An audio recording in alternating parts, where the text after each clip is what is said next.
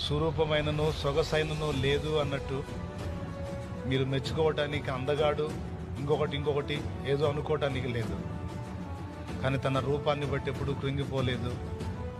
కనీసం ఒక్క పర్యాయం కూడా యేసయ్య నన్ను ఎందుకు ఇలా పుట్టించావు అనలేదు. పర్లేదన్న దేవునికి స్తోత్రం.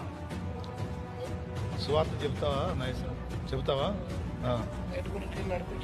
ఎంతమంది? 5 నడిపించాను. అదిగో 5 ఆత్మల్ని రక్షించాడంట. ఒక పక్క సువార్థికుడుగా ఆత్మల రక్షణ కొరకు కష్టపడుతూ, మరో పక్క దేవుని సన్నిధిలో నాకు సహకారిగా పరిచర్య చేస్తూ ఎంత ధన్యత పొందాడు. ఈరోజు నేను చెబుతున్నా, ఇంతమంది ఉన్నారు మీలో, పెద్ద పెద్ద ఉద్యోగాలు చేసేవాళ్ళు ఉన్నారు. ఇంతమంది ముందు ఈ ఘనత మీకు మీ జీవితంలో దొరికిద్దా? ఇది చాలా అసలు మా వాడికి.